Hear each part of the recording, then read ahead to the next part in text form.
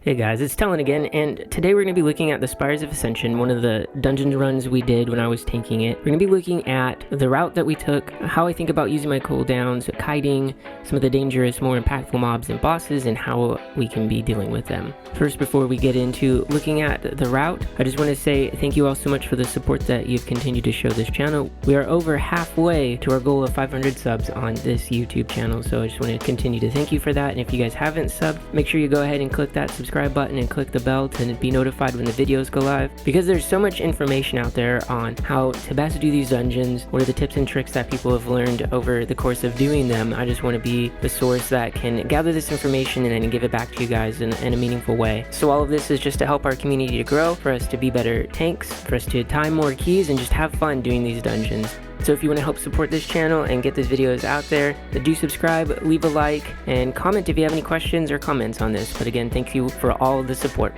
So let's go ahead and get into the routing that we took in this dungeon.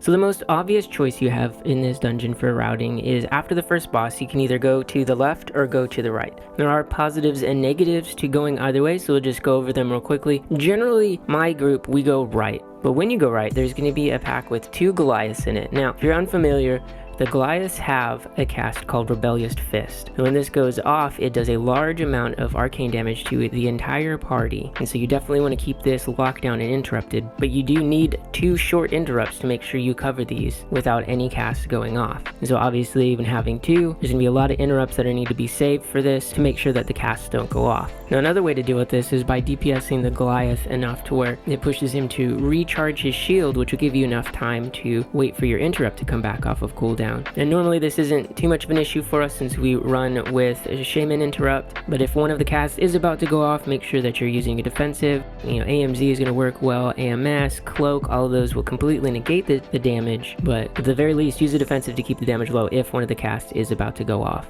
When going left, you're going to have to deal with skirmishers that are going to jump out of the group and just stand at range casting hurl on people. And so if you're going this way, you're going to want to LOS at this point here and draw them all together and keep them stunned and grouped up. But also you're going to have to deal with a fair amount of squad leaders. Now the squad leader has an aura that reduces the area of effect spell damage that all the other units take around them by 75%. And so some of the best ways to handle this is to CC the mobs around the squad leader, pull the squad leader away, kill it, and then group the other things up around it. Either that or you can just pull them all and just focus down the squad leader and then go about killing the rest of the mobs. So in general, when going left, it's just going to take more finesse to line of sight mobs, to CC some things. There's a lot of pre-planning that goes around to making this a lot smoother so that you're not just pulling super small packs, and how you can group them up and still do decent damage without having to kill the squad leader first. And then the right is going to take a little bit more brute force. I mean, yeah, you're going to have the interrupts on the Goliath, but it's more about just getting through that damage and DPSing it down fast enough to get through the shields. Other than that, our main purpose of this route is to get pride onto the second boss and the last boss. Really, you're always going to get pride on the first boss unless you skip a bunch of trash. The 4 packs leading up to the first boss will automatically give you pride onto this boss, which isn't a bad thing. You want to get this boss down without taking too much damage from the overhead slash. And then after the first boss, it's ultimately, where do you want your pride to spawn? Is there a pack that gives you a little bit more trouble, one that you consider a little bit more dangerous? Or is there a boss that you just want to make sure you get down within a certain amount of time? For us, Ventunax just tends to be a little bit more annoying. They have a limited amount of space in which to avoid the mechanics. So we opt to make sure that the pride spawns right before this boss, so we could utilize it on that. And then of course, at the end, you're going to have the 3 Forsworn up top. That's going to spawn your last prideful going into the last boss. So that's what we did with this route. So let's go ahead and get into the walkthrough of the dungeon. So at the start of the dungeon, I'm going to mark a couple of the interrupts that we have here. And the Mender's going to have a heal that's called Forsworn Doctrine that you're going to want to interrupt. And the 2 castigators, they're going to have a cast called Burden of Knowledge. That's going to be a magic hit and leaves behind a dot. And then the Vanguards, you're going to want to face away from everybody because they do a frontal cleave. So I gather these up and then LOS them around the corner, and then make sure that they face them away using a bigger defensive because it's a bigger pull. I want to keep the damage smooth. And then you can see here, there's going to be a point where I'm going to want to kite. And as I start to run away, I notice that my healer is positioned in the lineup where I would want to kite away. And so I can't really kite that way, and that's just going to be me just communicating with my healer later on to not stand right there, so that if I need to kite, because I'll kite back to the entrance, I have plenty of room, that when I do that, so that she's not there, so I don't cleave her down with the frontals. Then we set up for our next pull, which is going to be the Goliath with the rest of the pack on top of the stairs. So we just set up 2 interrupts for the Goliath, and then there's another Mender, a Vanguard, and a Castigator. So the same as the pack before, just with a Goliath. So again, just keeping everything grouped up, faced away from the party, and making sure the interrupts are assigned. So here I'm thinking too, like, this is a smaller pool. I'm not going to have to commit a lot of defensives to this pool. There's going to be a little bit of a bigger pool at the top of the stairs, and then we have Pride, and then the boss, where I'm going to want to have a couple of defensives ready for if you have, you know, defensives that are on a longer cooldown.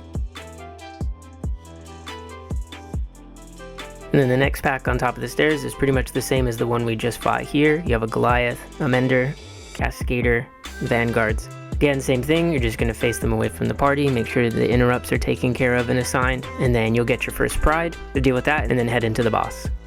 Another cool interaction that the Menders have, the Menders, the Wardens, and the Champions are all pretty much the same mob throughout the dungeon. They all have pretty much the same abilities, they're just called something different. They'll all have a heal, and then they'll all have an ability that buffs their damage, but you can purge this buff off of them and then go find the weapon and pick it up and add that damage to yours. So it's just a fun little interaction that you can have.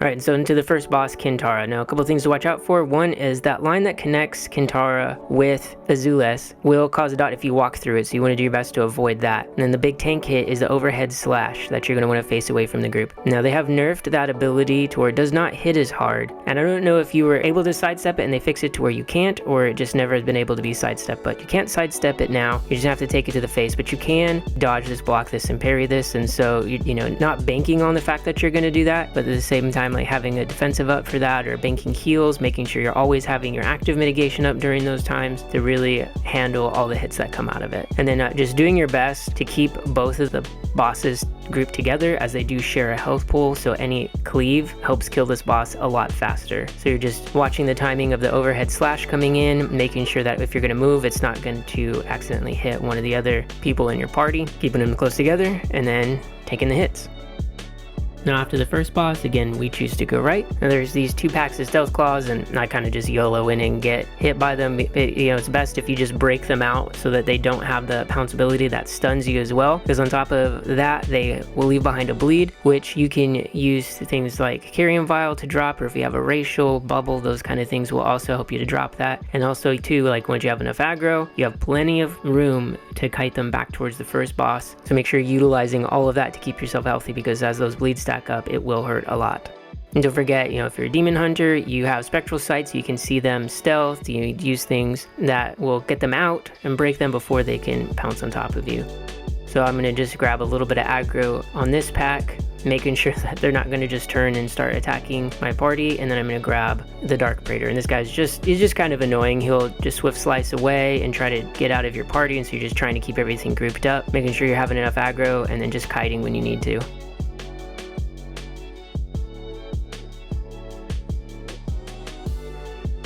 Another simple pack with a Dark Praetor, an Ether Diver, and a Stealth Claw. And the Ether Divers, they're just going to cast and seize Venom, which leaves behind an Arcane Dot on you. So you're wanting to interrupt as much of these as possible. And then knowing too that my next pull is that double Goliath pack. And so, you know, marking those, getting those interrupts ready and calling those out so that they stay locked down. And then also knowing that once 2 of those mobs die, either of the Goliaths or the Dark Praetor that's in that pack, we're going to have our Pride spawn.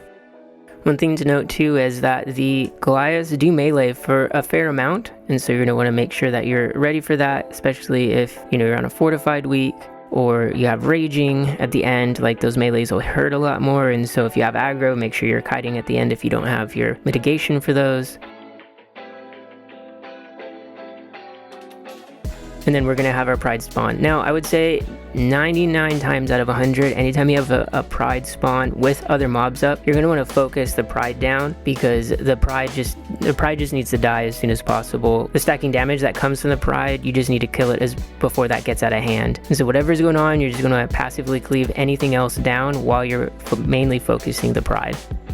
And then we have a pack with a bunch of Ether Divers and a Dark Praetor. Again, these are all going to have that Insidious Venom cast, and so you can just, YOLO some interrupts here, or you can do some pretty cool things. That maybe with the Warrior, you can Shockwave to stun them all once one is casting, and then they'll all start casting on you at the same time, and then you just pop Reflect and reflect all of it back to them. Or with the Paladin, you can blind them all, and then Divine Toll to interrupt them all, and then just have that, or just keep them stun locked down. And then since I'm Kyrian, I grab the Spear, and we'll utilize that later on.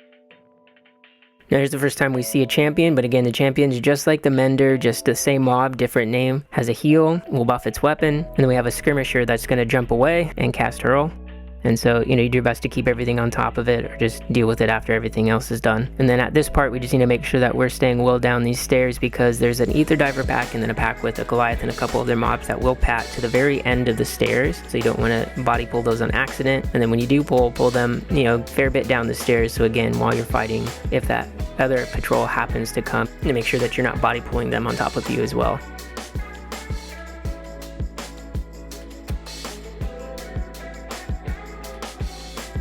The new mob here, the Inquisitor, is going to cast Internal Strife, which is just going to put a dot on a random player, and then that player will do damage to anybody within a couple yards of them, and so you just want to make sure you keep that locked down so that doesn't go out. Dark Lashes are always nice to make sure that those are interrupted, because it's just more damage to your party. But the main thing, again, is just the Rebellious Fist in this pack. Just focusing on that, and then just DPSing him down, trying to keep the Dark Praetor stacked with the group, and this pack will go down fairly easily. Now with this route, this is the only spawning of Pride that pretty much wasted, just because the next pack that we go to is just a double pack with a squad leader and a single, so we definitely could utilize this more efficiently, but not too worried about it right now. There's always ways to improve the routing, as you get more and more comfortable with the pulls, adding more pulls and seeing how that works. So just make sure you're just always thinking of ways to improve. Make sure don't be afraid to take chances. That's the only way that you're gonna grow and get better at the dungeons, is just seeing what you can handle, what feels comfortable, what doesn't. And again, this is the squad leader that's gonna have that aura that reduces AoE damage taken to all the other mobs around him by 75%, and so you more or less are just going to focus down the squad leader, because the AoE damage is mitigated fairly well, and not to mention the Dark Praetor is just going to fly away from the group anyways. Now this pack on the side of the second boss, Ventunax, will use the Spear just to make sure we can get that damage onto the squad leader without the rest of the cast going off, without the rest of the damage going out from the champion, from the Inquisitor, those interrupts that we need to make sure we get, but we can't do as much AoE down until the squad leader is dead. So we'll use that. Now I use a fairly hefty cooldown here just to make sure everything stays grouped up, that we can get everything together and still cleave as much as possible, even though there is that damage reduction, while everybody is focusing down the squad leader and then clearing everything else out. And then we're just going to run around the boss to the other side to spawn our Pride. Now, Ventunax is going to leap around the room, and if it does aggro to you, it resets really easily, so just drag it to the side and you're fine. And then again, set up your interrupts, get that squad leader down in this group, and don't forget that in this pack there is a Stealth Claw in here as well, and so remember that they'll have that bleed, so use the things that you can to remove that bleed when you need to, have your interrupts set, and don't be afraid to use, your bigger defensive cooldowns here as well, as Ventunax obviously does some tank damage, but the damage is more going to be on the party that gets the stacking bleed from the Dark Stride, and so you're going to want to make sure you stay healthy here, especially because you're going to have a Pride coming up. You don't want to be dropping lower and lower, and then your healer have to use all of their cooldowns when they're going to need them to make sure you live during the Pride.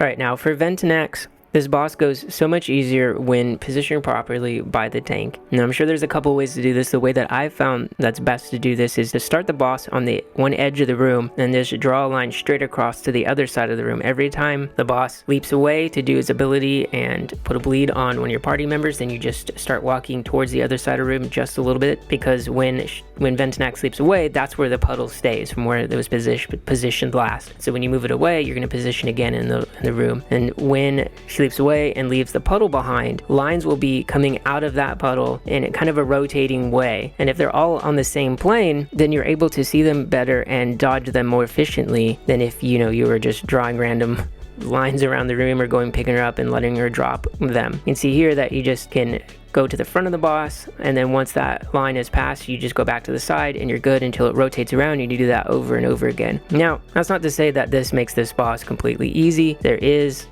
over time a lot, and inevitably you're probably going to take a hit or two, but I found that this is the best way to minimize all of that, especially during the times where she recharges and then all the lines just shoot out all at once, right? You don't have the ability to sidestep them. But as you can see here, they're mostly on the same plane, and you can generally stand pretty still, move minimally to dodge all of them. But that's it. This boss, this is again why we try to have pride on this boss, because eventually, you're going to run out of room. You're going to have so many lines that you're not going to be able to dodge. On top of that, like everybody has, the party is getting a dot that's stacking on them. And so the less time you're spending on this boss, the easier it will be. And then a little tip too, if you don't know, at the end of this boss, the Kyrian is going to fly down and pass by you so that you can run to it. But what you are able to do is if you come to the point on the end of the room towards where he's going to be, so where its lowest point is, and you just jump and spam click, which actually just saves you a good amount of time rather than having to wait for it to spawn over there and then waiting for the, small cooldown that it has from your party clicking on it. At these stairs at the top, there's a single Hellion that honestly is just kind of a ways to pull by itself, but you don't really want to group it with the other packs because they are empowered in this area with this anima field that they're on, where the Goliaths are going to cast a lot faster, they're going to recharge their energy a lot faster, and they're just generally buffed, and so you just want to avoid them. And you can avoid them by just going to either side of this little lantern and just walking straight on the middle of it. You'll just run over the top of it and be fine. And then we do opt to take this pack at the top with the Warden and the Goliath, but know that as soon as you engage this Goliath, he's immediately going to cast Rebellious Fist, and so you'll want to have that. And then again, the Warden is just like the Champion and the Mender, same abilities, different mob name, so you're going to have an interrupt for that heal, an interrupt for the Rebellious Fist, and then the best you can, get the Justicar lockdown as well. They have an ability called Forced Confession, which is going to put a debuff on a player that they will shoot the lines from them, just like you saw from Ventunax, and so it just makes it really annoying to deal with. We do have to skip this 4-pack here on the left because it has 2 Wardens and 2 Justicars on it. So you're going to have 2 mobs that cast the heals and then 2 Forced Confessions, which you're also going to want to interrupt it on top of also having Dark Lashes to deal with. So there's just a lot of interrupts or stuns that you're going to have to get through if you pull them. It's not a pack that you're going to always want to avoid, but they are easier if you just don't have to deal with them because of all the interrupts that have to go out. And so we just skip right, and what we're going to do is I'm going to pull these usurpers. Now these are non-elite mobs that will just cast hurl on a random party, and so what we'll do is we'll just grab them. I try to get some, just make sure I have aggro on them, and then I just run them to this pillar, and everybody at that time is just running straight to the pillar to LOS so they don't take that much damage, and then you just group them all up, because if you don't do this, they're just going to stand at range, and it makes it really hard to get them all down, cleave them efficiently, and so this just makes them die super fast. You can do this with both packs on either side. Now for the third boss, Oryphrion, one main ability that we have to worry about as tanks is the Charge Stomp. And it's going to do a large hit to us, and then it's going to do damage to any of the party that's within 8 yards of us, and so we need to make sure that we are faced away from the party, and then it'll also slow you for 30% for a few seconds. And then once you get the Imperial Ordnance, you're going to want to stack. And then when you stack and run away, I've already pre-planned this in my group, but I run left and they run to the right, just in case the Charge Stomp comes during that time. They don't want to get smashed by it, and so we just spread out. Now you're stacking the Imperial Ordnance so that when the recharge phase comes out, all the orbs are going to gather. Each puddle is going to spawn an orb that's going to go towards the boss, so you want these all to be in the same place so that you're not running around trying to gather them. You can just stand in one spot, all the orbs go, and you can just soak them up. So once the first Imperial Ordnance comes out and we run away, making sure to not charge stomp our party, wait for a safe time, and then we pull the boss back to where we can just continue placing those Imperial Ordnances in a line. So for me, we just opt to go from left to right on this platform, and then once we've finished one side, we just turn around and go the other way. Once Oryphrion goes into his recharge phase, he does take 100% increased damage. So there's a couple ways to deal with the orbs that are going to be coming in. You want to stop all of them because they're going to give him back energy, and the more that he absorbs, the shorter the damage amp phase is. When you absorb these, you're going to be taking a stacking dot. And so, paladins can bubble this and just soak them all up. Rogues can cloak, hunters can turtle. The tanks can take this and still stay in range and soak them if you want. It's just the healer's going to have to then heal through that damage to keep them alive, use defenses or whatever to stay alive. So there's many ways to do it. I think the easiest way is just to use an immunity to gather them all up, and the most efficient way is to, if the healer or the tank can do this, so all the DPS can just stay on the boss during that damage phase. So a cool trick that I found with this boss is that you can actually force Oryphrion to use his charge stomp immediately after it's off a cooldown by just standing directly under his hitbox. Now this can be helpful in two ways. The more that Oryphrion uses his abilities, the quicker that his energy will be drained, and the quicker you'll push him into the damage amp phase. And two, anytime Oryphrion is near the anima fields that are dropped from Imperial Ordnance, he'll be empowered. And so if you happen to get a charge stomp while moving him after the Imperial Ordnance, the charge stomp will be empowered. So you can use this to offset the charge stomp so that there's a better chance of charge stomp not going out right as you're moving. Now there can be some setbacks for this. The closer that you are to the center of the boss's hitbox, the closer that you're going to be to your melee and any of your other party that's close to the boss, and it could cause them to also get hit by charge stomp. So make sure you communicate with your party if you're going to do this. And the other drawback, obviously, is that you're just going to get more charge stomps during the whole fight, which could cause some problems if it's taking a lot of your health, if you're not having the defensives up that you need that, or the healing. So use this wisely. Now after you finish off Oryphrion, you can use the angels to go up to fight the last 3 Forsworn mini-bosses before we go into Devos. You just need to have just a little bit over 87%. I think it's something like 87.3 count, and then the last 3 mini-bosses will be all you need to spawn your last pride and to get your 100% count. Now, these 3 Forsworn that are up here are linked in that if you pull 2 of them, or 3 of them at a time, and you don't kill them within seconds of each other, the other ones that are active will heal back to full. And on top of that, they all have a special ability that once one dies is given to the other 2. And so they're pretty difficult to all deal at the same time, so it's, not suggested unless you just have massive DPS and a spear. You're generally just going to take these one at a time. Now, Lachesis just has a stacking damage taken debuff, and then an ability called Diminuendo, which is just a frontal. So you're just going to face Lachesis away from the party and then just sidestep the ability. And then any of these debuffs, the damage taken debuff or the dot from the next bob can be shadow melded off and can be bubbled off, but I would suggest waiting for that to do that during the time you're fighting Klotos. So Klotos' special ability is this stacking dot that goes on your party that just, after time it's just going to ramp up and do a lot of damage to your party. And so don't forget that you can shadow meld this off if you need to. If you're a tank that has shadow meld, you can do this safely by just waiting to shadow meld it off as soon as he's jumping in the air, because then you can just shadow meld real quick, taunt back, and without any risk of any of your other party getting meleeed. And Klotos is just one of these mobs that is just acts really oddly when you try to sidestep him. He'll sidestep you as you're sidestepping, so it makes it awkward to position. So that's why you'll see me just kind of running far out just to kind of make a wide berth around them to hopefully get around without issue. Astronos is the last one, and Astronos' special ability is that he'll throw a spear out and then lines will emit from the puddle that is spawned. These lines emit depending on how you as the tank are facing.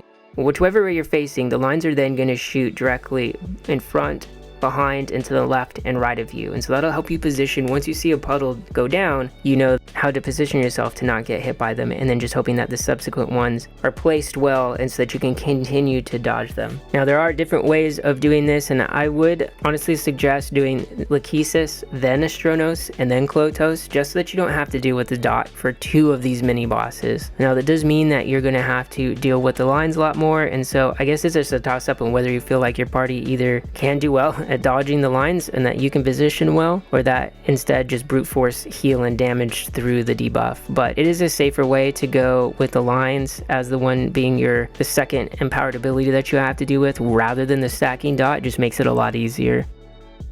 It does take a few seconds for these mobs to actually give count and spawn the pride, and so you can just position yourself to spawn the pride away from Devos. So then just deal with your pride and then start with the last boss.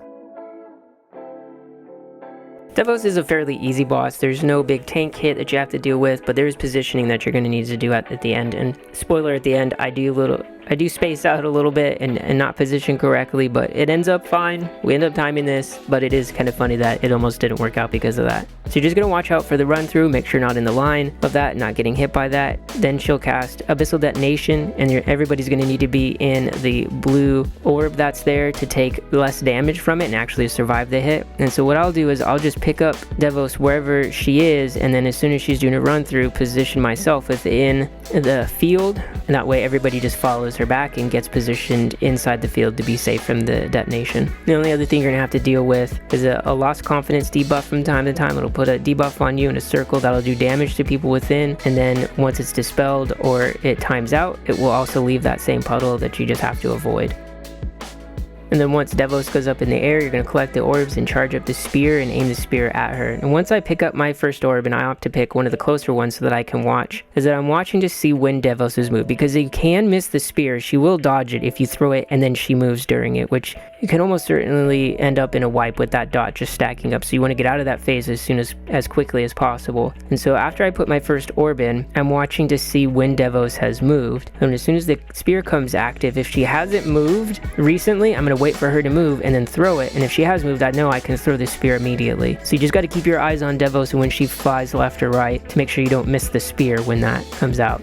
So that's it for my walkthrough for the Spires of Ascension dungeon. I do hope that this has helped you a lot to understand some of the mechanics, some of the more impactful mobs, and the boss abilities, and how to position. I think positioning is really key here, and definitely in the Ventunax fight, and then with the mobs that cleave, and that, that has a lot to do with us tanks, and so we just need to make sure that we're helping our party out and giving us our best chance for success. If you have any other comments, any other tips and tricks, aside from not spacing out and killing your party by not going into the safety field for the abyssal destination like I did, let me know in the comments below. Love to learn more and continue to share this knowledge that we've all learned as we go through and going through and learning in these dungeons. If you have other questions, definitely leave me a comment. You can find me on my Discord or on Twitch. I do stream every Tuesday and Thursday morning and Friday nights. Friday nights we're doing M+ carries for the community, so come by and run some dungeons with us, or just come by, hang out, say hello, chat. It's always fun to meet new people and just hang out. But other than that, guys, thanks for watching, and I will see you all next time.